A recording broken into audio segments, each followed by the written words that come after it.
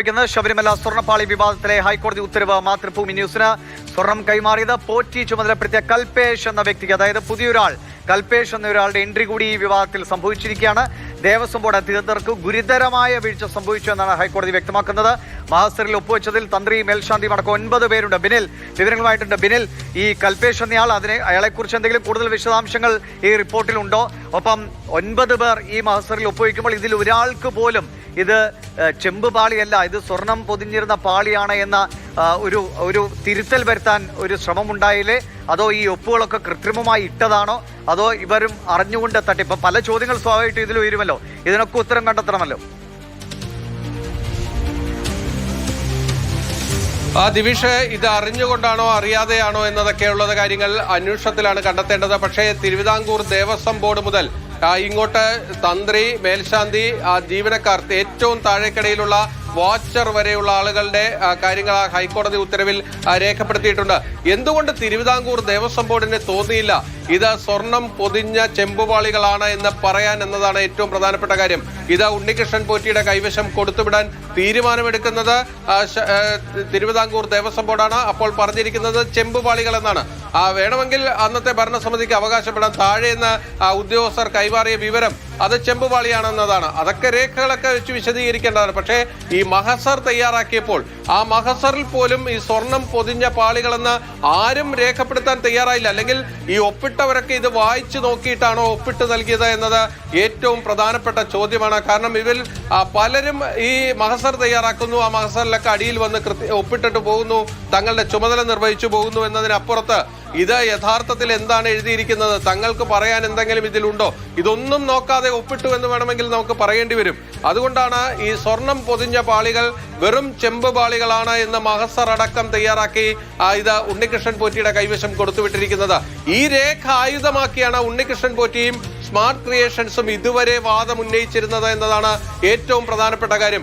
എനിക്ക് കിട്ടിയത് ചെമ്പുപാളിയാണ് എന്നതാണ് മാധ്യമങ്ങൾക്ക് മുന്നിലടക്കം ഉണ്ണികൃഷ്ണൻ പോറ്റി പലതവണ പറഞ്ഞിട്ടുള്ളത്. സ്മാർട്ട് ക്രിയേഷൻസും പറയുന്നത് ഞങ്ങൾ ഒരിക്കലും സ്വർണത്തിന്റെ ഒരു അംശമുള്ള ഒരു സാധനവും ഞങ്ങൾ സ്വർണം പൂശാൻ എടുക്കില്ല, ഞങ്ങൾക്ക് കിട്ടിയിരിക്കുന്നത് പക്ക ചെമ്പാണ്, അതായത് ഒരു സംശയങ്ങൾക്ക് വിടയില്ലാത്ത വിധം അത് ചെമ്പ് തന്നെയാണ്, അതിൽ ഒരു തരിമണിയുടെ സ്വർണം പോലും ഇല്ല എന്നാണ് സ്മാർട്ട് ക്രിയേഷൻസ് പറഞ്ഞുകൊണ്ടിരുന്നത്.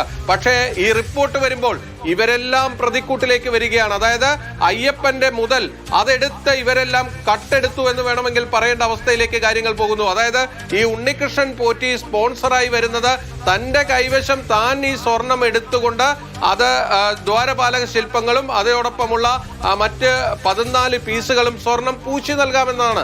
അതായത് ഇയാൾ സ്വന്തം കയ്യിൽ നിന്ന് പണമെടുത്ത് സ്വർണം വാങ്ങി ഇത് പൂശി നൽകാമെന്ന വാഗ്ദാനവുമായി എത്തുന്നു. അതോടൊപ്പം തന്നെ ചില സുഹൃത്തുക്കൾ തന്നെ സഹായിക്കാനുണ്ട് എന്നും വെളിപ്പെടുത്തുന്നു. പക്ഷേ ഇവിടെ സംഭവിച്ചത് ഒരു തരി സ്വർണം ഉണ്ണികൃഷ്ണൻ പോറ്റിക്ക് എടുക്കേണ്ടി വന്നില്ല. പകരം 98-ൽ വിജയ് മല്യ സ്വർണം പൊതിഞ്ഞ ശബരിമല സന്നിധാനത്തെ ശ്രീകോവിലിലെ അവിടെ നിന്ന് ഏതാണ്ട് 474 ഗ്രാമോളം സ്വർണം അത് തട്ടിയെടുക്കുകയാണ് ഇവിടെ ഉണ്ടായിരിക്കുന്നത് എന്നതാണ് ഇതിലേറ്റവും നിർണായകമായിട്ടുള്ള വസ്തുത. ദിവിഷ്, എന്തായാലും ഏറ്റവും പ്രധാനപ്പെട്ട വാർത്തയുടെ വിശദാംശങ്ങളാണ് മാതൃഭൂമി ന്യൂസ് പ്രേക്ഷകരുമായി പങ്കുവയ്ക്കുന്നത്. എത്ര ആസൂത്രിതമായിട്ടാണ് ഇങ്ങനെയൊരു സ്വർണ്ണക്കള്ള ശബരിമലയിൽ നടന്നത് എന്നതാണ്. കോടതിയുടെ റിപ്പോർട്ട് വരുമ്പോൾ അത് വ്യക്തമാണ്. കൽപേഷ് എന്ന ഒരാളുടെ രംഗപ്രവേശം ഇതുവരെ ഈ വിവാദത്തിൽ പേര് ചേർത്ത് പറയപ്പെടാത്ത ഒരാൾ കൂടി വരുന്നു. എന്തൊക്കെയാണ് അയാളുടെ പശ്ചാത്തലം, അയാൾക്ക് എങ്ങനെയാണ് ഈ സ്വർണം കൈമാറുന്ന സ്ഥിതിയിലേക്ക് വരുന്നതെന്നൊക്കെ അന്വേഷണ സംഘം കണ്ടെത്തേണ്ടതാണ്. ബിനിൽ, ഈ സ്വർണം ഉരുക്കിയെടുത്ത് അല്ലെങ്കിൽ അത് വേർതിരിച്ചെടുത്ത് മാറ്റുമ്പോൾ ആ സ്വർണം എന്നത് ഒരു സ്വർണത്തിന്റെ മൂല്യം മാത്രമല്ലല്ലോ, അതിന് ഒരു അയ്യപ്പ സന്നിധിയിൽ ഉണ്ടായിരുന്ന ഒരു വസ്തുവിന് വിശ്വാസികൾ ഇടുന്ന ഒരു മൂല്യമാണ്. അത് എത്രയാണെന്ന് നമുക്ക് അളക്കാൻ കഴിയില്ല. അപ്പൊ ആ നിലയ്ക്കൊക്കെ ഇതിനെ ഉപയോഗപ്പെടുത്താനുള്ള ഒരു വലിയ ശ്രമത്തിന്റെ ഭാഗമായിട്ടായിരിക്കണം ഉണ്ണികൃഷ്ണൻ പോറ്റി ഈ ഒരു വലിയ ഒരു നാടകം സെറ്റ് ചെയ്ത് അവിടെ ഈ തട്ടിപ്പ് നടത്തിയത്. പക്ഷേ അതിന് കൂട്ടുപിടിച്ചവരാണോ അതോ അറിയാതെ അതിൽ പങ്കാളികളായതാണോ ഈ ഒപ്പിട്ട് 9 പേർന്ന് കൃത്യമായ ചോദ്യങ്ങളുണ്ട്. അതിനൊക്കെ അന്വേഷണ സംഘം ഈ വരുന്ന 6 ആഴ്ചയ്ക്കുള്ളിൽ ഉത്തരം കണ്ടെത്തുമെന്നാണ് പ്രതീക്ഷിക്കുന്നത്. മറ്റെന്തൊക്കെ കാര്യങ്ങളാണ് ഈ റിപ്പോർട്ടിൽ കോടതി സൂചിപ്പിക്കുന്നത്? ഒപ്പം ഈ കൽപേഷ് എന്നയാളെ കുറിച്ച് മറ്റെന്തെങ്കിലും വിവരങ്ങൾ, ഇയാളുടെ പശ്ചാത്തലത്തെക്കുറിച്ച് എന്തെങ്കിലും സൂചനകൾ നൽകുന്നുണ്ടോ? മറ്റാരിലേക്കെങ്കിലും കൂടി ഒരു സംശയമുന എത്തുന്നുണ്ടോ ഈ റിപ്പോർട്ടിൽ? ദിവിഷെ, ആകെ സംശയങ്ങളാണ് ഈ റിപ്പോർട്ടിന്റെ ഭാഗമായിട്ടുള്ളത്. അതിൽ പ്രതിക്കൂട്ടിലേക്ക് വരുന്നത് തിരുവിതാംകൂർ ദേവസ്വം ബോർഡ് മുതൽ അതിലെ ഉദ്യോഗസ്ഥർ മുതൽ ഈ ഉണ്ണികൃഷ്ണൻ പോറ്റിയും അയാളുടെ സന്തത സഹചാരികൾ അടക്കമുള്ളവരാണ്. ഇതിൽ സാക്ഷികളായി മാറേണ്ട ഈ സ്മാർട്ട് ക്രിയേഷൻസ് എങ്ങനെ പ്രതിക്കൂട്ടിലേക്ക് വരുന്നു എന്നതാണ് ഇതിൽ ഏറ്റവും രസകരമായിട്ടുള്ള വസ്തുത. ഒരുപക്ഷെ ഈ കേസിൽ ആദ്യമേ സത്യസന്ധമായി കാര്യങ്ങൾ പറഞ്ഞിരുന്നുവെങ്കിൽ ഈ സ്മാർട്ട് ക്രിയേഷൻസിന് ഒരു സാക്ഷിയുടെ പരിവേഷം മാത്രമേ ഉണ്ടാവുകയുള്ളൂ. ഇവിടെ ഉണ്ണികൃഷ്ണൻ പോറ്റിയുമായി ചേർന്നവർ ഒരു ഗൂഢാലോചന നടത്തിയെന്ന് സംശയിക്കേണ്ട രീതിയിലേക്കാണ് അവരുടെയും കാര്യങ്ങൾ വന്നത്. കാരണം അവരാണ് പുറത്തു വന്ന് പറഞ്ഞത് തന്റെ കയ്യിൽ ഒരു തരി സ്വർണവും കിട്ടിയിട്ടില്ല, ചെമ്പ് പ്ലേറ്റുകളാണ് കിട്ടിയെന്നത്. ഈ റിപ്പോർട്ടിലൂടെ മനസ്സിലാകുന്നത് അവിടെ വെച്ച് ഈ ചെമ്പ് പാളിയിൽ പൊതിഞ്ഞ സ്വർണം അത് പൂർണ്ണമായും വേർതിരിച്ചെടുത്തു. ഏതാണ്ട് 989 ഗ്രാമോളം സ്വർണം വേർതിരിച്ചെടുത്തു. അതോടൊപ്പം തന്നെ പണിക്കൂലിയായിട്ട് എടുത്തത് ആ സന്നിധാനത്തുണ്ടായിരുന്ന 1998 സ്വർണം പൊതിഞ്ഞിരുന്ന ആ സ്വർണമാണ് അവർ പണിക്കൂലിയായിട്ട് സ്വീകരിച്ചത്. ഏതാണ്ട് 109 ഗ്രാം സ്വർണം. ഒരു കോൺട്രാക്ടിന്റെ ഭാഗമായി അല്ലെങ്കിൽ കരാർ ഉണ്ടാക്കി ഒരു പണി ചെയ്യുമ്പോൾ അതിൻ്റെ ഉള്ള ആ സ്വർണമാണോ പണിക്കൂലിയായിട്ടോ അല്ലെങ്കിൽ അതിന് പണമിടപാടാണല്ലോ കൃത്യമായ കരാർ പ്രകാരം അവർ ഈ ചെയ്യുന്ന ജോലിക്ക് ഇത്ര പണം എന്നതല്ലേ? ഇത് എങ്ങനെ ആ സ്വർണം എടുക്കുന്നു? അപ്പൊ ആ സ്വർണം എന്തുകൊണ്ട് എടുത്തു? ആ സ്വർണം എങ്ങോട്ടേക്കൊക്കെ പല രൂപത്തിൽ എത്തിയിട്ടുണ്ടോ? ഇതൊക്കെ ഏതൊക്കെ രീതിയിലാണ് തട്ടിപ്പുകൾ നടന്നതിൻ്റെ എനിക്ക് തോന്നുന്നു ഒരു ചെറിയ ഒരു ഭാഗം മാത്രമാണ് തെളിഞ്ഞിരിക്കുന്നത്. ഇത് തെളിഞ്ഞെളിഞ്ഞ് വരാനിരിക്കുന്നതേ ഉള്ളൂ. ദിവിഷ, ഒരു മഞ്ഞുമലയുടെ ഒരു അറ്റം എന്നതാണ് ഈ ദ്വാരപാലക ശില്പത്തിൽ ഹൈക്കോടതി പിടിച്ചപ്പോൾ തന്നെ നമുക്ക് മനസ്സിലാകുന്നത്. ഇത് പോയി ശബരിമല ശ്രീകോവിലിന്റെ വാതിൽ വരെ എത്തി നിൽക്കുന്നു. അവിടുത്തെ ആ പാത്രത്തിന്റെ തട്ടിപ്പ് അടക്കമുള്ള കാര്യങ്ങൾ ഈ വിജിലൻസ് റിപ്പോർട്ടിന്റെ ഭാഗമായി ഉണ്ട് എന്ന് മനസ്സിലാക്കുന്നു.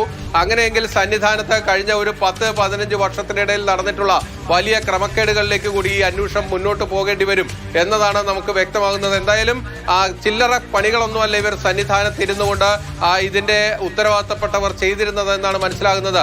ഉണ്ണികൃഷ്ണൻ പോറ്റിയെ പോലെ പല അവതാരങ്ങളെയും ഈ സന്നിധാനത്തേക്ക് എത്തിച്ച് അവർക്ക് ഈ സ്വർണം മുതൽ അവിടെ നിന്ന് അടിച്ചുകൊണ്ട് പോകാൻ പറ്റുന്ന അവസരം ഉണ്ടാക്കി നൽകിയ ആ ആളുകളാണ് ഇതിന് ഉത്തരവാദിത്തം ഏറ്റെടുക്കേണ്ടത്. അവരാണ് ഇതിന്റെ പ്രധാനപ്പെട്ട പ്രതികളായി വരേണ്ടത് എന്നതാണ് നമുക്ക് പറയേണ്ടി വരുന്നത്. കാരണം ഇവർ ഈ സ്വർണ്ണപ്പാളികൾ എന്നത് വെറും ചെമ്പുപാളിയാക്കി മാറ്റിയ അതിവിദഗ്ധന്മാരാണ് തിരുവിതാംകൂർ ദേവസ്വം ബോർഡിലുള്ളത്. അത് ദേവസ്വം ബോർഡ് മുതൽ താഴേക്കിടയിലുള്ള ഉദ്യോഗസ്ഥർ വരെ ഒരാൾക്ക് പോലും അത് വെറും ചെമ്പുപാളിയല്ല, ഇവിടെ സ്വർണം ഉണ്ടായിരുന്നു എന്നെഴുതാൻ തോന്നിയില്ല. അല്ലെങ്കിൽ തന്റെ ഇതിന്റെ അടിയിൽ പോയി ഒപ്പിട്ടവർക്ക് അത് തിരുത്താൻ തോന്നിയില്ല.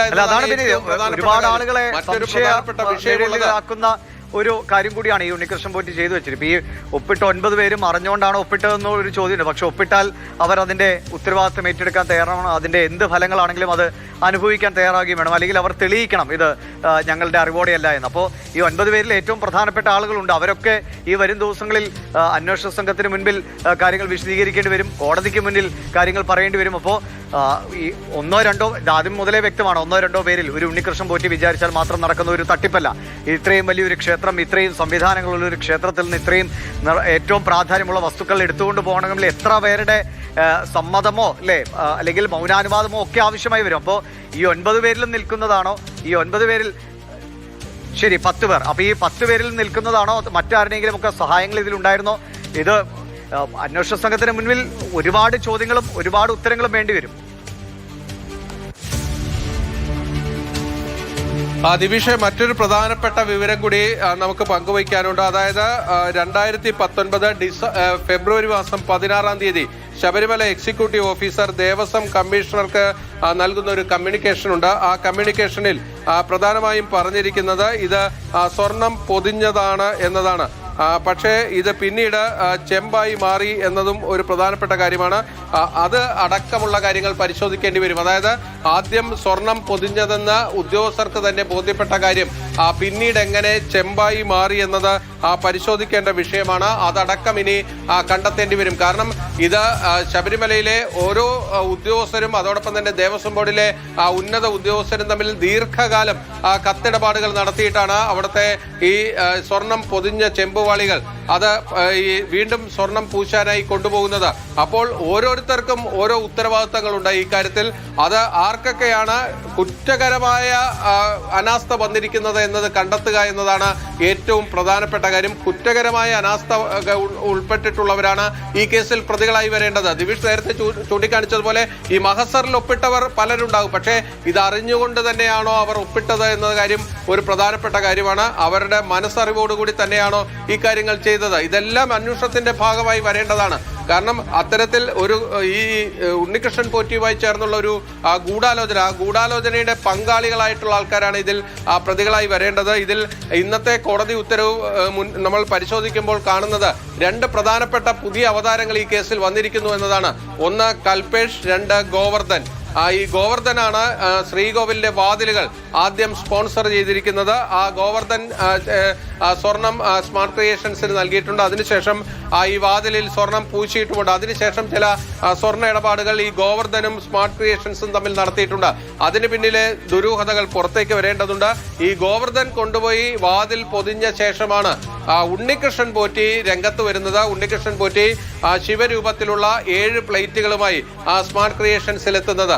അപ്പോൾ ഉണ്ണികൃഷ്ണൻ പോറ്റിക്ക് ഈ ആദ്യത്തെ ഈ സ്വർണം പൊതിയലിൽ നിന്ന്, അല്ലെങ്കിൽ സ്വർണം പൊതിഞ്ഞ പാളികൾ വീണ്ടും സ്വർണം പൂശിയതിൽ നിന്ന് ചില കാര്യങ്ങൾ ബോധ്യപ്പെട്ടിട്ടുണ്ടാകാം.